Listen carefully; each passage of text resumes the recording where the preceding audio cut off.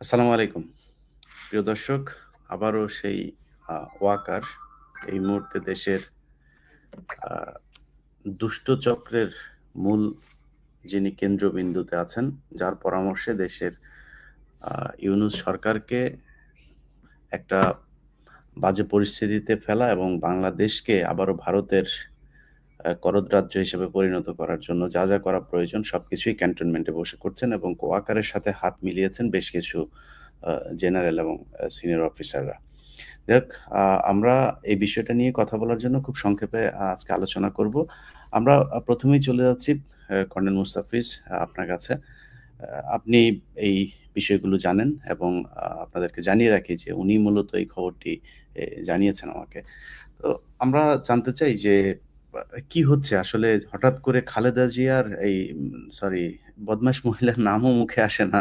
সে খালি শেখ হাসিনা বলতে গেলে খালেদা জিয়া চলে আসে।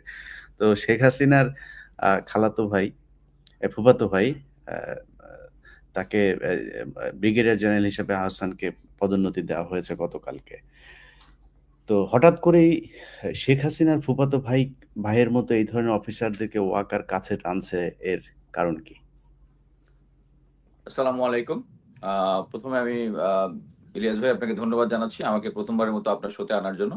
আপনারা যারা দর্শক এই মুহূর্তে জিনিসটা দেখছেন, ভবিষ্যতে দেখবেন তাদেরকে সালাম জানিয়ে শুরু করছি। আ এটা আপনি একটা জিনিস খেয়াল করবেন যে যখনই জেনারেল ওয়াকার কোন কিছুতে ব্যাক ফুটিং এ থাকে তখন ওই শেখ হাসিনা রেজিমের মতো এক পার্টিকে তারা নিয়ে আসে হচ্ছে তাকে আবার সামনের লাইমলাইট এ নিয়ে আসার জন্য। এটা ন্যক্কারজনক যেটা দেখলাম, গতকালকে দেখলাম যে সার্জিস আলম পোস্ট দিয়েছে জেনারেল ওয়াকার কি কাজ করেছে। আম আ জুলাই অভ্যুত্থানের যাদের সিএমএইচে ভর্তি করেছে তাদেরকে কিভাবে সহায়তা করেছে। এবং এর সাথে একটা সমসাময়িক তুলনাও করেছে যে কোন অ্যাডভাইজার এর কাছে যায়নি। এটা বোঝাই যাচ্ছে যে নির্লজ্জভাবে আ তাকে হাইলাইট করার চেষ্টা করতেছে। এখানে একটা জিনিস বুঝতে হবে আমি আমার প্রতিটা শোতে আমার নিজস্ব লাইভে একটা জিনিস বারবার বলে আসছি যে বাংলাদেশে এখন যে সমস্যাগুলো চলছে আইন শৃঙ্খলা পরিস্থিতি থেকে শুরু করে সামাজিক, রাজনৈতিক যত কিছু আছে সবকিছুর at least 60% অফ হয়ে যেত যদি জেনারেল ওয়াকারকে সরিয়ে দেওয়া হতো। এর কারণটা কি? এখন পর্যন্ত যত কিছু আছে সবকিছুর পিছনেই কর্নেল সরি এই জেনারেল ওয়াকার তার যে অরিজিনাল প্ল্যান আপনি একটা জিনিস খেয়াল করে দেখেন যে আপনারা তো খুব খুশি যে আ পুলিশের আইজিপি কে জেলে ভরা হইছে। তাকে নিয়ে আ আ তাকে নিয়ে বা বা বিভিন্ন ধরনের চর্চা হচ্ছে এবং তাকে সে রাজসাক্ষী হয়েছে। অথবা দেখেন যে এই আইনশৃঙ্খলা বাহিনী অন্যান্য যারা ছিল, যেমন আমরা সেনাবাহিনী গুলি করেছে স্পষ্ট দেখেছি। কিন্তু তার সেনাপ্রধান তাকে কি আমরা অ্যারেস্ট করেছি? নৌবাহিনীর প্রধান, বিমান বাহিনীর প্রধান হেলিকপ্টার থেকে গুলি করেছে বা আর্মি এভিয়েশন এর যারা হেলিকপ্টার থেকে গুলি করেছে, তাদের কি করেছি? তাদের কিন্তু আমরা করিনি। আ সো এইখানে আ আপনি দেখেন যে জেনারেল ওয়াকারের প্ল্যান কি? আওয়ামী লীগ আমলের যারা ছিল, আওয়ামী লীগ আমলের যারা ছিল তাদেরকে মনে করেন একটা সিচুয়েশন যদি হয়, সিচুয়েশন মানে কি আমরা যে বারবার শুনি, আপা চলে আসবে, এরা চলে আসবে। কিছুদিন পরে হাইপ উঠে জেনারেল ওয়াকার ক্ষমতা দখল করতে। তখন আওয়ামী লীগের ইয়ার মধ্যে একটা খুশির বন্যা বয়ে যায়। ইন্ডিয়ান মিডিয়া গুলোতে হাইলাইট করা শুরু করে।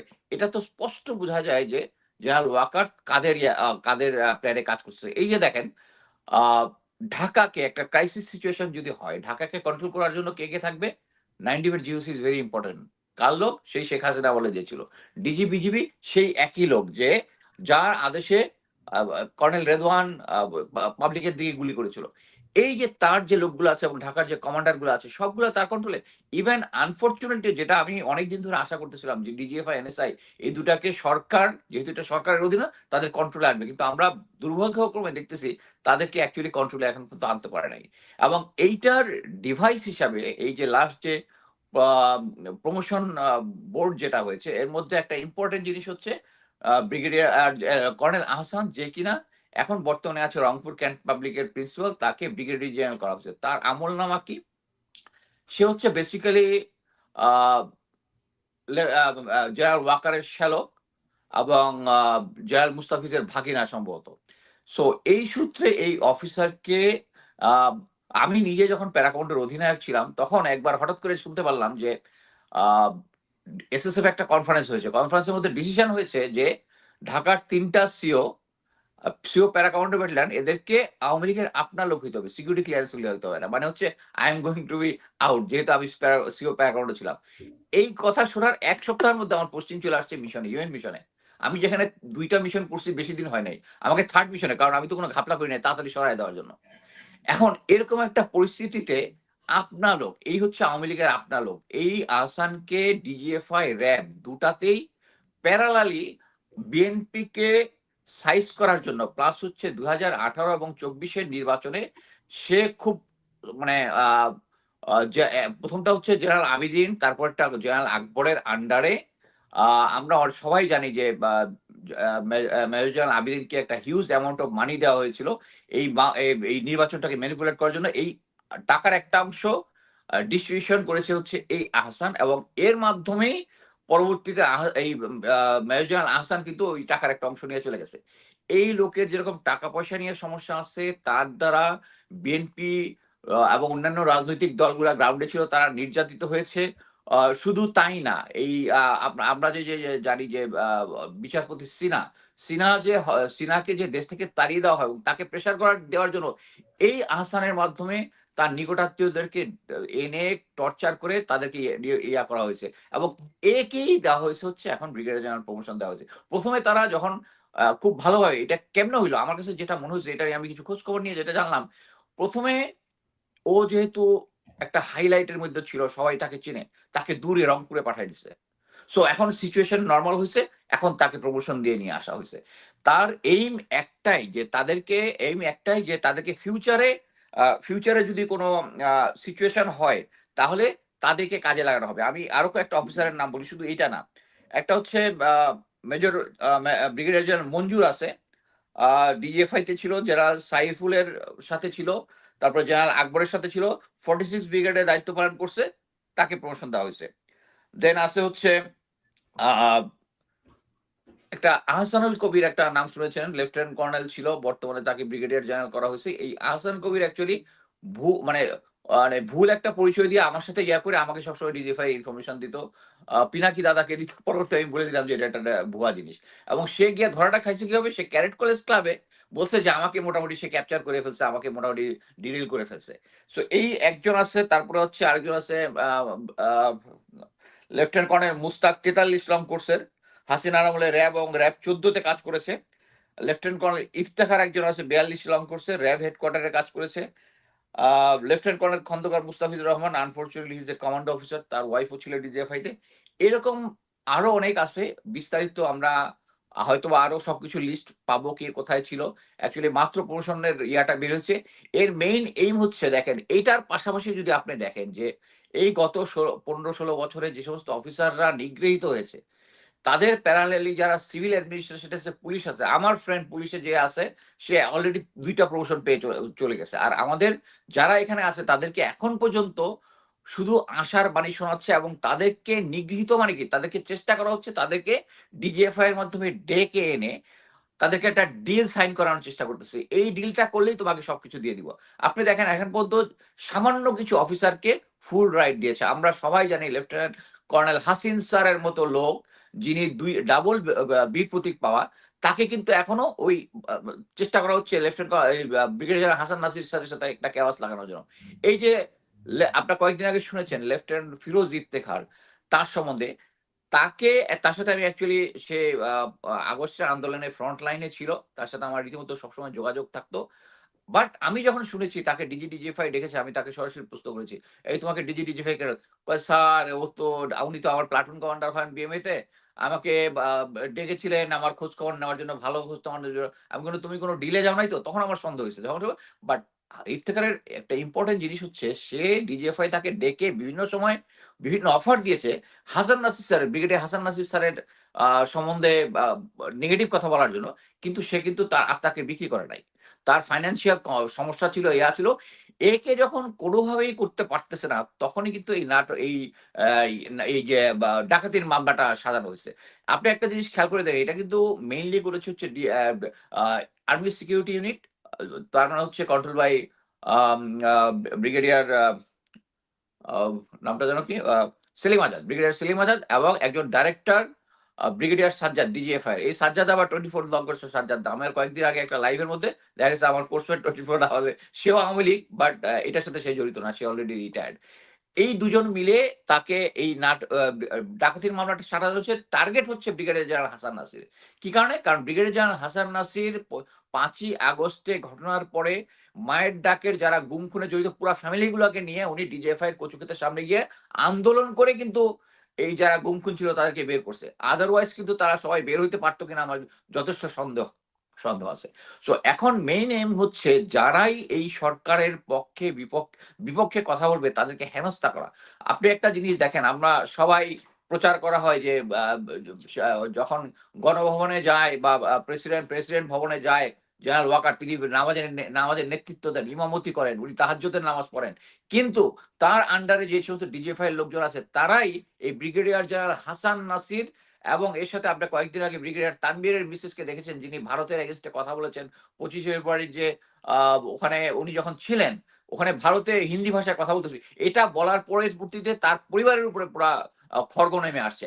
এবং বর্তমানে হাসান নাসির স্যার এবং আমি এটা নিয়ে কয়েকটা লাইভ এবং পোস্ট করছি, প্রত্যেকটার মধ্যে এই ডিজিএফ এর যে সিগনেচার বট কমেন্ট যারা আছে এরা এসে এই হাসান নাসির স্যার এবং তানভীর ভাবির ছবি একসাথে করে খারাপ খারাপ কমেন্ট দিচ্ছে। আপনি এখন একটা জিনিস দেখেন যে জেনারেল ওয়াকারকে সেই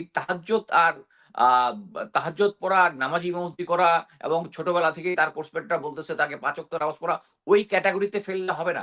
সে অলরেডি এভিল, অলরেডি ধাপে ধাপে ধাপে প্রথম থেকেই জেনারেল ওয়াকারের জিনিসটা আমরা বলে আসছি।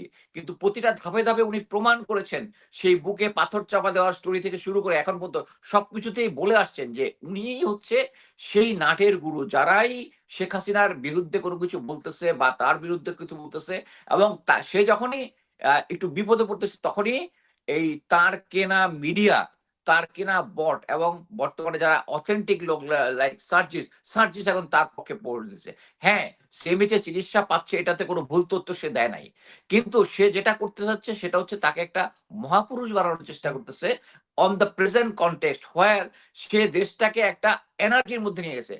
এখন পর্যন্ত যতগুলো ক্রাইসিস হয়েছে, আমি একটা জিনিস বলতে পারি ইলিয়াস ভাই, আমি 28 বছর চাকরি করেছি, এর মধ্যে নাম্বার অফ টাইম এই সমস্ত ইনহেড অফ সিভিল পাওয়ারে কাজ করেছি। আমি জীবনে ম্যাজিস্ট্রেসি পাওয়ার পাই নাই। কিন্তু ম্যাজিস্ট্রেসি পাওয়ার না পাইলেও আমরা যখন মাঠে নেমেছি পাবলিক আমাদেরকে রেসপেক্ট করেছে। যারা গন্ডগোল পাকানোর ছিল তারা 100 হাত দূরে চলে গেছে। কিন্তু বর্তমানে আপনি দেখেন সেনাবাহিনী গ্রাউন্ডে আছে তারপরেও আইন শৃঙ্খলা বাহিনী নিয়ন্ত্রণ করতে পারতেছে না।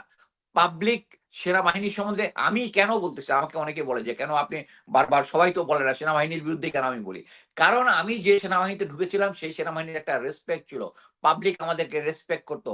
এটা ছিল ইটস লাইক ওল্ড নাইটহুড, যখন তাদেরকে বলা হইতো যে তোমার মৃত্যুর সামনে আসলেও তুমি কখনো মিথ্যা কথা বলবো না।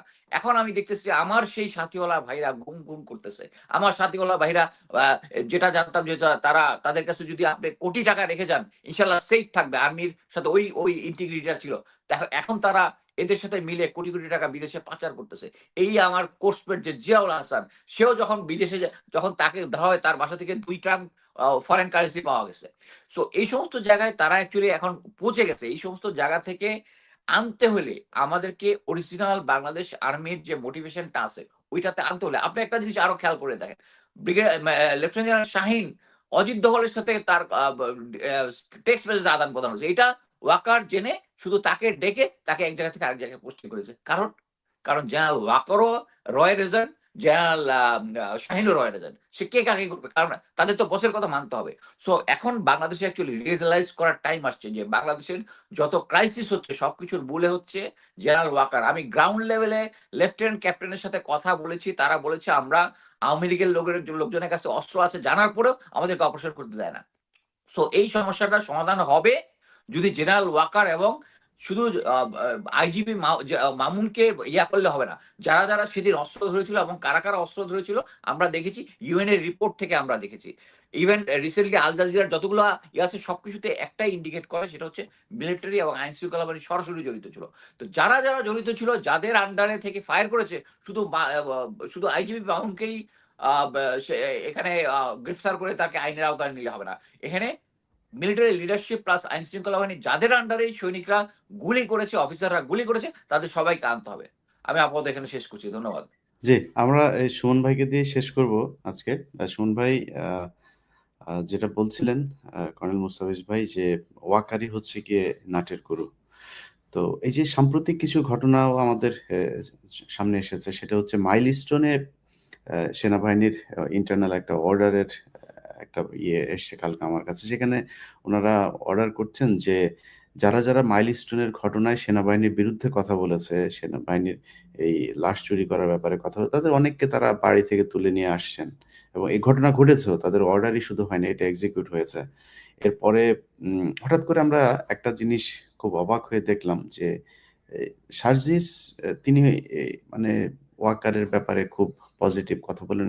মানে এটা তাদের মানে সার্জিসকে তো বলেও একটা পোস্ট করানো যায় না যে ভাই আপনি আমার পক্ষে একটু করে কথা, এটা যদি কেউ বলার পরেও কি সে পোস্ট করবে? সে তো বুঝে শুনেই পোস্ট করে এবং নিশ্চয়ই পোস্টের পিছনে কোনো না কোনো একটা কারণ আছে।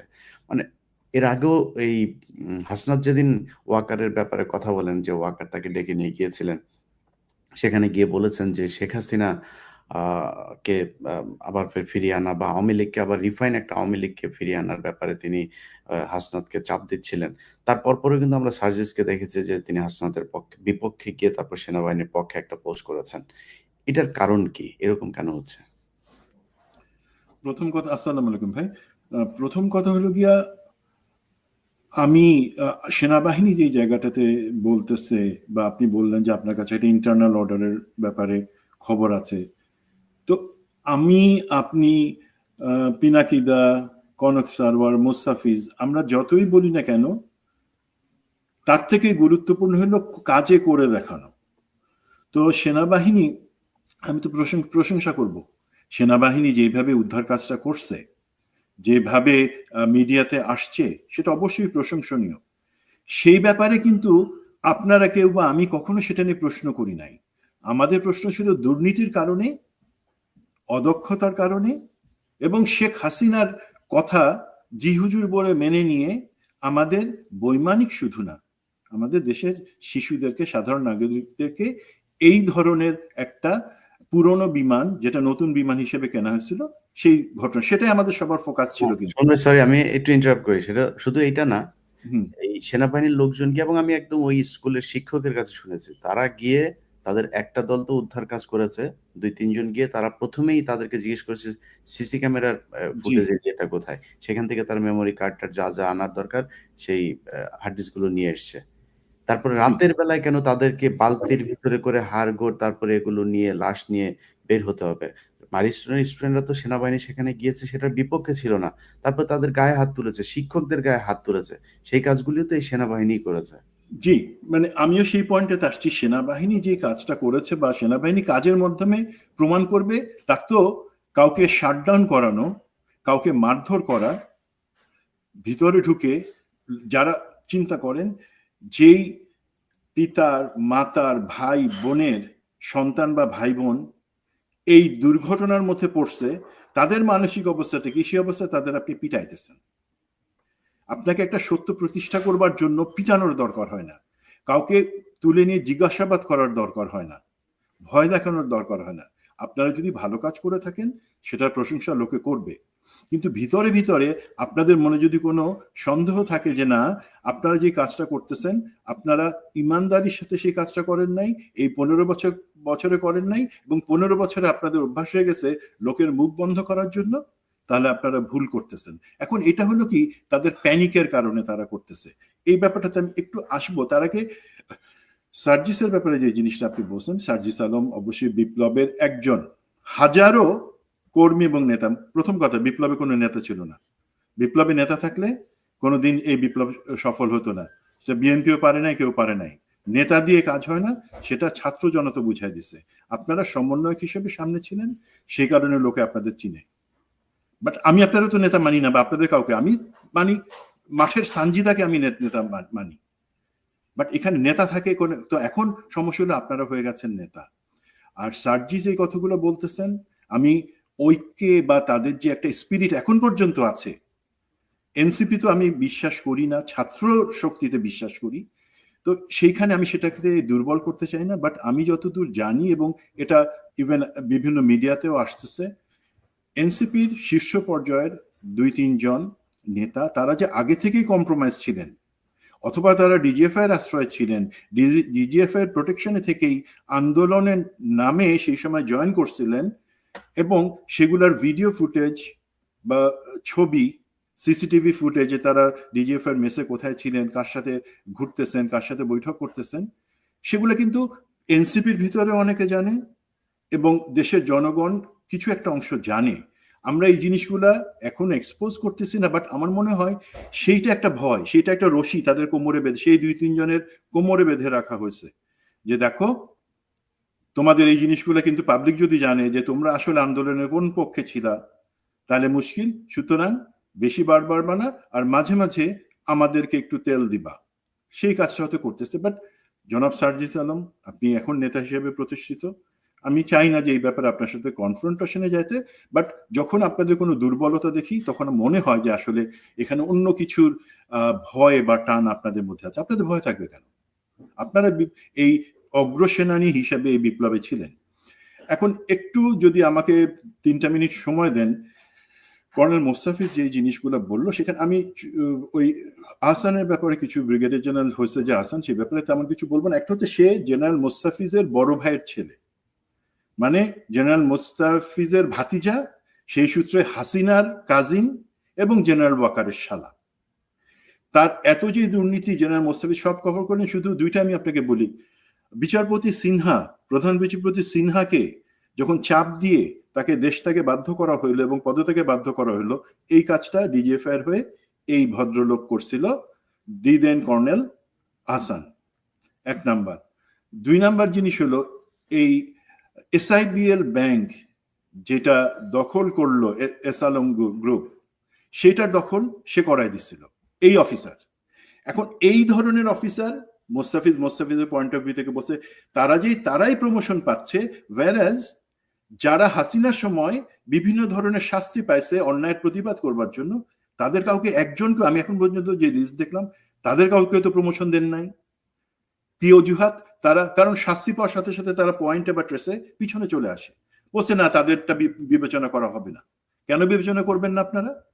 এর মাঝে ইমরান ইবনে রৌফ, ইলিয়াস আপনার প্রোগ্রামে আমরা আলাপ করছিলাম, সে শুধু এনটিভি ভবনে আগুন লাগানো, হেফাজতে মানে শাপলা চত্বরে গুলি করে শত শত মুসল্লিকে বা নিরীহ ছেলেকে, মাদ্রাসার ছেলেকে মারা, দেন কোর্টের সামনে 7 মার্ডার বা অপহরণ, সেটা এই ধরনের অনেক কাজে জড়িত, যেই ব্যাপারে জাতিসংঘ এবং আন্তর্জাতিক মহলেও প্রশ্ন আছে বলে তাকে প্রমোশন হাসিনাও দিতে পারে নাই, হাসিনার প্রিয় লোক, তাকে এখন আপনি প্রমোশন দিচ্ছেন on retirement, say brigadier general হবে। তো এগুলা, এই পুরস্কারগুলো কেন দিতেছে? আপনার আমার রাগ হওয়ার কথা, বাট এই রাগের পিছনে আমি বলি আসলে জাতির জানা উচিত আসলে কি হয়েছিল। 5ই আগস্ট আমাদের যেই বলেন যে ছাত্র জনতার সাথে সেনাবাহিনী হাত মিলায় বিপ্লবে নেতৃত্ব দিছিল, হাসিনাকে দেশ ছাড়া করছিল, আমি বলি যে প্ল্যানটা ছিল সেই অনুযায়ী হাসিনার কখনোই 5 তারিখে যাওয়ার কথা ছিল না। হাসিনার প্ল্যান ছিল 6 তারিখ বিকালে সে একটা জাতির উদ্দেশ্যে ভাষণ দিয়ে বলবে যে ঠিক আছে, প্রয়োজন হলে আমি ক্ষমতা ছেড়ে দিতে পারি, আপনারা দেশবাসী যদি চায় আমি নির্বাচন দিব তত্ত্বাবধায়ক সরকারের আদানে। এইভাবে সে একটা আদেশ দিয়ে সে হয় কুমিল্লা সেনানিবাসে গিয়ে 3-4 দিন থাকবে, অথবা সিচুয়েশন খারাপ হলে সে ভারতে চলে গিয়ে থাকবে, বাট দেশের লোক জানতে পারবে না, দেশের লোক জানবে সে আছে। এইভাবে প্ল্যান ছিল। বাট 3 তারিখ থেকেই মোটামুটি একটা ধারণা করা হয়, বোঝা যায় যে না, হাসিনা টিকতে পারবে না হয়তো এইভাবে দেশে থেকে। তখন 3 তারিখে কিন্তু এই মেজর লেফটেন্যান্ট জেনারেল মুজিব, দেন আমাদের জেনারেল তারেক সিদ্দিকী, খুনি জিয়াউল আহসান, মেজর জেনারেল জুবায়ের, এরা কিন্তু মিটিং করে তারেক সিদ্দিকীর বাসায়, ভারতের যে স্টেশন কমান্ডার আছে রয়ের তার সাথে, এবং ওইখানে প্ল্যানটা চূড়ান্ত হয়। 12 জনের প্যাসেঞ্জার লিস্ট, যে সেখানে যাবে, সাথে প্যাসেঞ্জার লিস্টে যে যাইতে পারে নাই সে হইল গিয়া আমাদের দরবেশ, সে আমেরিকান এম্বাসিতে আটকা পড়ে গেছিল বলে যেতে পারে নাই। তো দেখেন 3 তারিখে যখন এটা হলো তখনও কিন্তু প্ল্যান ছিল যে 6 তারিখে যাবে, 6 তারিখের ফ্লাইট, সমস্ত প্যাসেঞ্জার লিস্ট। বাট যখন 5 তারিখে আমাদের ছাত্র জনতা চলে আসলো গণভবনের একদম কাছে, সেই মুহূর্তে কিন্তু জেনারেল ওয়াকার ছুটে গেলেন গণভবনে, উনি গেছিলেন, কিন্তু ওনাকে পিস্তল দেখানো হয়েছে, ওনাকে ভয় দেখানো হয়েছে। এগুলা ভাই গল্প বানানো হয়েছে আমাদেরকে বোঝানোর জন্য যে উনি কত বড় লাইফ রিস্ক নিয়েছিলেন। যেটা হচ্ছে উনি তাকে এই পতিতা হাসিনারে বললেন যে আমাদের যে প্ল্যান ছিল 6 তারিখে আপনি যাবেন, সেটা আগামীকালকে, সেটা তো হইতেছেন, এখন হাতে খুব কম সময়, মাত্র 15-20 মিনিট আছে, এর মধ্যে আপনারা যেতে হবে। তো খুনি হাসিনা তখন রাগ করে যে না, তোমার তো দায়িত্ব ছিল আগামীকাল পর্যন্ত ঠেকায় রাখা, যাতে আমি সেফলি একটা ভাষণ দিয়ে যেতে পারি। তখন সে যায়, বাট সে প্রমিস করে যে এই যে অ্যাডমিনিস্ট্রেশন, প্রশাসন, সেনাবাহিনী, পুলিশ, বিচার বিভাগ, কোথাও কোনো পরিবর্তন আসবে না, বিকজ হাসিনা কয়েকদিন পরে ফেরত আসবে। সেই আন্ডারস্ট্যান্ডিং এ তখন সে যায়। এখন সমস্যা হয়ে গেল কি ভাই, যাদেরকে তারপরে জেনারেল ওয়াকার বিভিন্ন সময় চাকরি থেকে 5 তারিখের পরে চাকরিচ্যুত করছেন, অথবা এই যে দেখেন মেজর জেনারেল সারওয়ার, তাকে 10 ডিভ থেকে নিয়ে চিবোর্ডে দিছে। তারপরে যারা ডিজিএফ এর যারা ভারতে পালা গেছে তাদের কথা আমি বলতেছি না। দেন মেজর জেনারেল কবির, তাকে স্কুল অফ ইনফ্যান্ট অ্যান্ড ট্যাকটিক্সে নিয়ে যাওয়া হয়েছে। মেজর জেনারেল আমিন, আনসারের ডিজি, তাকে minister of foreign affairs. Then who else, Mustafiz the other major general, যাকে মোফাতে রাখা হয়েছে, মেজর জেনারেল মাহবুবুর রশিদ, কদমবস্তি জেনারেল, তাকেও পররাষ্ট্র মন্ত্রণালয়ে রাখা হয়েছে। এরা সবাই কিন্তু চাকরিতে আছে। এই চাকরিতে থাকা, দেশে থাকা পার্টি যারা ভারতে পালায় গেছে, খালেদ মামুন, মামুন খালেদের কথা আমি একটু পরে আসতেছি। খালেদ মামুন রিটায়ার্ড চলে গেছে অলরেডি।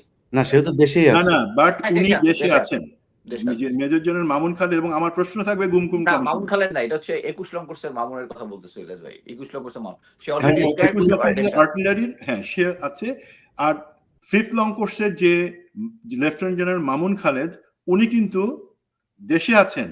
গুমকুম কমিশন চিল্লাইতেছে যে তাকে কেন, আমরা কেন লোকদের দেওয়া হলো না। আরে ভাই, অ্যাটলিস্ট লেফটেন্যান্ট জেনারেল মামুন খালেদকে আপনারা কার্যকরী ব্যবস্থা নেন, তারপর বাকি কথা। তো যেটাতে আসতেছিলাম, এখন এই পার্টি যারা ভারতে পালা গেছেন, 2 জন আছেন দুবাইতে, এবং যারা দেশে আছে তারা কিন্তু সার্ভিং এখনো চাকরিরত, বাট তাদেরকে একটু কোনায় সরায় দেওয়া হয়েছে। তারা মিলে এখন তাদের চিন্তা, আমাদের তো সরায় দেওয়ার কথা ছিল না, আমাদের তো শপথে থাকার কথা ছিল। তো জেনারেল ওয়াকার আমাদের সাথে বেইমানি করছে, জেনারেল ওয়াকার আমাদেরকে সরানোর কথা না, সুতরাং জেনারেল ওয়াকার খারাপ। আর এদিক থেকে জেনারেল ওয়াকার কিন্তু তাদের বিরুদ্ধে কোনো ব্যবস্থা নিতেছে না। বিপ্লবের যারা পক্ষের তাদেরকেও উনি ন্যায় বিচার করতেছেন না। জেনারেল ওয়াকার মাঝামাঝি জায়গায় আছেন। আর এই যে গোষ্ঠী যারা হাসিনার পালিত, এখনো বাংলাদেশে চাকরি করতেছে, সেনাবাহিনীতে বসে আছে, এবং অথবা সেনাবাহিনী বাদে অন্যান্য টি বোর্ড, জেনারেল সার্ভার টি বোর্ডে আছে, তারা করতেছে কি, ঘুট পাকাইতেছে। ঘুট পাকায় জেনারেল ওয়াকারের উপর প্রেশার দিতেছে যে তুমি অনেক করছো আমাদের সাথে অন্যায়, এখন বিপ্লবের পক্ষের কেউ যাতে না আসে, অ্যাটলিস্ট 5 বছর পরে যাতে আমরা সেফ থাকি, তোমাকে আনতে হবে কাদের, সামনের দিকে প্রমোশন দিতে হবে। এই যারা হাসিনার পালিত, যারা গুম খুনের সাথে জড়িত, যারা অর্থ কেলেঙ্কারির সাথে জড়িত, ব্যাংক বেচাকেনার সাথে জড়িত, তাদেরকেই তুমি দাও। বাকি কে কি বলতেছে সেগুলা মাথায় নিও না। এই হচ্ছে সিচুয়েশন, যে আমরা পুরাটা সত্যি যখন জানি, বুঝবো যে কখনো অ্যাকচুয়ালি কেউ বিপ্লবের পক্ষে এসে দাঁড়ায় নাই, শুধু গা বাঁচানোর একটা সময় ছিল, তারা সেই গা বাঁচাইছেন। সেই সময় বিপ্লব বাংলাদেশের জনগণ আনছে। আপনি জেনারেল ওয়াকার কাছে জিজ্ঞাসা করেন আপনি কি বিপ্লব আনছেন, উনি কিন্তু বলবেন না। উনি বলবেন না আমি সংবিধান রক্ষা করছি। মানে শেখ হাসিনাকে বিমান বাহিনী প্রধানের দায়িত্বে সরাসরি একটা পতিতা প্রধানমন্ত্রীরে ভারতে নিয়ে সেফ রেখা, সেইটাই সংবিধান সমুন্নত রাখা। দুঃখিত, আমি সেটা বাই করি না। তো এই জায়গাগুলো যদি আমরা বুঝি, তাহলে বুঝবো যে আজকে যে অন্যায় বিচার, আমাদের প্রত্যাশা অনুযায়ী সেনাবাহিনী বা প্রশাসনে বিপ্লবের পক্ষের লোকদেরকে এখনো দাবায় রাখা হইতেছে, বিশেষ করে সেনাবাহিনীতে। তার বিপরীতে বিপ্লবের বিপক্ষের লোকদের প্রমোশন দেওয়া হয়েছে। এটা হলো সেই আকুতি বা তার ব্যাকগ্রাউন্ড। প্রিয় দর্শক, আমরা সেনাবাহিনী নিয়ে ধারাবাহিক এই জিনিসগুলো প্রচার করছি। এর কারণ হচ্ছে যে আমরা চাই সেনাবাহিনী একটা আমাদের দেশের জন্য একটা গর্বের সংস্থা। এই সংস্থাটা যদি সঠিক পথে থাকে তাহলে আমার দেশের স্বাধীনতা এবং সার্বভৌমত্ব এটা ঠিক থাকবে। আমরা বেশ কদিন ধরে দেখছি যে আমি ওই জঙ্গি নাটক সাজানোর জন্য একটা পরিকল্পনা চলছে। এই যে ডিজিএফআই এর বিভিন্ন লিখে দেওয়া স্ক্রিপ্ট লিখে তাদের নিয়োগ করা কিছু অফিসারদেরকে দিয়ে তারপরে এই নাটকগুলো সাজানো হচ্ছে। যে নাটক তারা দীর্ঘদিন ধরে এই যাদের যে অফিসারদের নাম এখন এসেছে তারাই করতো এগুলো। এবং যেটা বলছিলেন সুমন ভাই যে হেফাজতের রাতে যে ইমরান ইবনে রৌফ তাদের যেই আমরা শুধু এখন সবকিছুতেই সেনাবাহিনীর ওই বেনজির আর সেনাবাহিনীর একজন জিয়াউল হাসান এই দুইজনের উপরেই সব দায় চাপানোর চেষ্টা করি। তাদের অপরাধের পাশাপাশি এরাও যে অপরাধ করেছে সে অপরাধগুলো আমরা খুব একটা আলোচনায় রাখছি না এবং তাদের বিরুদ্ধে কোনো ব্যবস্থাই নেওয়া হচ্ছে না আদৌ। যাই হোক, এই কারণে আমরা মনে করছি যে সেনাবাহিনীকে একটা স্বচ্ছতার আওতায় আনা হোক, তাদের বিচারের আওতায় আনা হোক। তারা পিলখানা হত্যাকাণ্ড থেকে শুরু করে এই পর্যন্ত যত হত্যাকাণ্ড, গুম খুনের সাথে জড়িত সেই বিষয়গুলোর বিচার হোক। আমরা মুস্তাফিজ ভাই কিছু একটা বলতে চাচ্ছেন, আপনাকে দিয়ে শেষ করে দেব। ধন্যবাদ। আমি যেটা বলতে চাচ্ছিলাম সুমনের কথা প্রেক্ষে যে ইমরান ইবনে রৌফ যে যাকে রিটায়ারমেন্টের সময় ব্রিগেডিয়ার জেনারেল দেওয়া হয়েছে, সে আমি এখন যেটা শুনলাম সে এক ধরনের রাজসাক্ষী হওয়ার প্ল্যান করেছে। সে গুম খুন কমিশনের কাছে এসে তার সাথে অ্যাকচুয়ালি আমার পোস্টম্যান মেজর জেনারেল জিয়াউল হাসানের একটা ব্যক্তিগত দ্বন্দ্ব ছিল। এই দ্বন্দ্বের কারণেই অ্যাকচুয়ালি ওই আওয়ামী লীগের সময় সে প্রমোশন পেতে পারেনি। সো এখন সে একটা রাজসাক্ষী হওয়ার চেষ্টা করতেছে। বাট আই গ্যারান্টি ইউ ওই যে হেফাজতে ইসলামের সময় যে হত্যাকাণ্ডটা সে করেছে প্লাস অন্যান্য করেছে, সে ফার্স্ট টাইম আমার কাছে 1 to 1 কথা বলেছে সে এই কাজগুলো সে করেছে এবং তার সাথে যে ভারতীয় কানেকশন আছে এটা আমার সাথে নির্দ্বিধায় স্বীকার করেছে। এবং এরকম একটা অফিসারকে শুধু রাজসাক্ষী হলে ছেড়ে দেওয়াটা আমার মধ্যে যুক্তিতে হবে না। Same with lieutenant general Mamun Khaled, উনি নিজে প্রথমে গুম খুন কমিশনের কাছে গিয়ে একটা রাজসাক্ষী হওয়ার একটা ধান্দা করেছেন, বাট উনি হচ্ছে অরিজিনাল আওয়ামী লীগ। সে is a very smart man. সে গুম খুন কমিশন 3 মাস পরে বুঝতে পেরেছে যে actually he is not giving any information, সে শুধু ঘুরাচ্ছে এবং বেসিক্যালি কিছুই দেয় নাই। পরবর্তীতে আমরা দেখেছি যে পরবর্তীতে তার যে ভ্রমণ নিষেধাজ্ঞাটা আসছে অনেকদিন পরে। সো এরকম একটা পরিস্থিতিতে আমি এটাই বলবো, যে সমস্ত অফিসারদেরকে প্রমোশন দেওয়া হয়েছে ওই সময়, এদেরকে ব্যবহার করা হবে এই যারা এটার এগেনস্টে যারা কথা বলতেছে, জেনারেল ওয়াকারের এগেনস্টে, আওয়ামী লীগের এগেনস্টে, এদেরকে ওই যে জিনিসটা বলেছি যে খুব সূক্ষ্মভাবে তারা তাদের উপর প্রেশার ক্রিয়েট করার চেষ্টা করবে। সো আমি মনে করি যে এই জিনিসটা ইয়াতে তত্ত্বাবধায়ক সরকার বা ইন্টারিম গভর্নমেন্ট যেটাই বলুক, জেনারেল প্রফেসর ইউনুসকে অ্যাটলিস্ট ডিজিএফআই এবং এনএসআই এর উপরে ওনারা কোনো কন্ট্রোল দিতে পারেনি, কোনো কন্ট্রোল নিতে পারে নাই। এটা অ্যাকচুয়ালি আমি বলবো ব্যর্থতা, এই সরকারের একটা ব্যর্থতা। এবং এটাই আমি মনে করি যে জেনারেল ওয়াকারকে যদি সরায় দেওয়া হয় তাহলেই অন্যান্য যারা আছে তারা ইয়ে হয়ে যায়। এই যে মেজর জেনারেল সারোয়ারের কথা যেটা বললো, উনি সিটিআইবি তে ডিরেক্টর থাকা অবস্থায় warrant office honorary captain Zahur, যেটা নিয়ে আমি একটা পোস্ট দিয়েছি, যেটা 2019 সালে সে ডিজিএফআই কাস্টাডিতে মারা যায়। এবং আমি জানি না এটা নিয়ে, আমি অ্যাকচুয়ালি তার ছেলেও আছে একজন মেজর নাহিদ, আসামে চাকরি করতেছে, কিন্তু সে চাকরির ভয়ে কিছু করতেছে না। আমি আশা করি গুম কমিশন এই কেসটা সামনে নিয়ে আসবেন। ধন্যবাদ। ইলিয়াস, সরি, আমি জানি আপনার হয়তো তার আছে, 2টা মিনিট আমাকে একটু দিবেন, যেহেতু জেনারেল মামুন খালেদের কথা আসলো। জি, 2 মিনিট পাবো নাকি পাবো না? না, আমি তাড়া নেই ভাই, আমি লেজার টাইম পাস করতেছি, সমস্যা নেই, আপনি বলেন। আচ্ছা, এখন লেফটেন্যান্ট ইফতেখারের ব্যাপারে একটু কিছু আগে কথা বলতেছিল যে একজন অফিসারকে ফাঁসানো হয়েছে ডাকাতি, পুরা নিউজ মিডিয়া সব জায়গায় চলে আসছে। কিন্তু যে এখন ধরেন এই যে ডিজিএফআই না, তো এটা হচ্ছে মিলিটারি ইন্টেলিজেন্স, মানে general Salim Azad brigadier general, সেই জিনিসগুলা চালছে এইভাবে যে যেহেতু সে এর মাধ্যমে জেনারেল হাসান নাসিরকে তারা পচাইতে চাইছিল। আপনি এটা নিয়ে 2টা প্রোগ্রামও করছেন। এখন জিনিসটা কি ভাই একটু দেখেন তো, এইটাতে অ্যাকচুয়ালি সম্মান কার হানি হয়েছে? সেনাবাহিনী সম্মান হানি হয়েছে। তারা তাদের একটা স্বার্থ উদ্ধারের জন্য তারা এখন একটা ভাগ করে ফেলছে, serving officer versus retired officer, যেটা আমরা চাই না।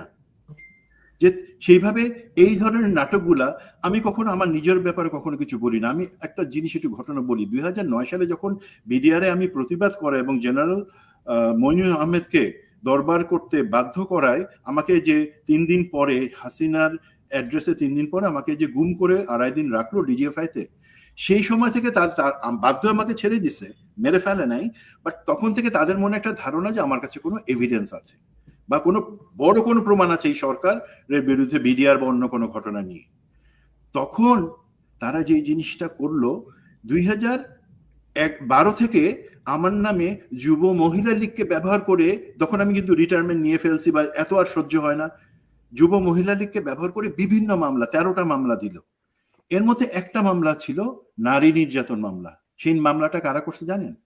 মামলাটাতে সাথে ছিল সাক্ষী হিসাবে অপু উকিল এমপি, যুব মহিলা লীগের সেক্রেটারি, নাজমা আহমেদ এমপি, যুব মহিলা লীগের সভানেত্রী, এবং কারে আমি নির্যাতন করছি? কেশরা সুলতানা সালমা, যুব মহিলা লীগের ভাইস প্রেসিডেন্ট। সেখানে শুধু নারী নির্যাতন না, তারা করলো কি, তারা বলল আমার স্ত্রী আছে, আলহামদুলিল্লাহ পরিচয় হয়েছে। তারা বলল, তারা দেখাইলো যে সেই কেশরা সুলতানা সালমা আমার স্ত্রী, তেমন করে নারী নির্যাতন, তার পেটে নাকি আমি লাথি মারছি, এই করে একটা মামলা দিল। আমাকে প্রতি মামলাতে জামিন নিতে হয়। মাহমুদুর রহমান ভাইকে যেভাবে বিভিন্ন জেলা থেকে নিতে হয়, আমাকে তখন নিতে হতো, কারণ তাদের ধারণা ছিল আমার আটকাইতে হবে যে করে। তো এমন একটা মামলা তারা দিল, মিথ্যা মামলা, এবং এটাতে সহযোগিতা কে করছে? এই তখনকার DGFI DG lieutenant general Mamun Khaled এবং লগেরিয়ার একিউ। কি মানে নোংরা জিনিস! তোমরা একটা ব্রাদার অফিসারকে প্যাচে ফেলার জন্য, যে তোমাদের ভয় আমার কাছে বড় কোনো এভিডেন্স আছে, আমি তো বলবো না আছে কি নাই, অনেক কিছু আছে আলহামদুলিল্লাহ, তো সেইগুলা থেকে আমাকে চাপায় রাখার জন্য সেই মিথ্যা নারী নির্যাতন দেখাইলো কি, এবং টিভি চলে আসলো। আদালত শুরু হওয়ার আগেই বিচারক আসাদুজ্জামান নূর, যে মাহমুদুর রহমান ভাইকে জেল দিছে, সেই জারদ সন্তান, এবং সম রেজাউল করিম, সেই জারজ উকিল, তারা এসে আমার বিরুদ্ধে সব বলার আগেই মিডিয়া চলে আসছে। তার মানে আমি তখনই বুঝতে পারলাম যে এরা এখন একটা সাজানো ঘটনা করে আমাকে দেখাবে।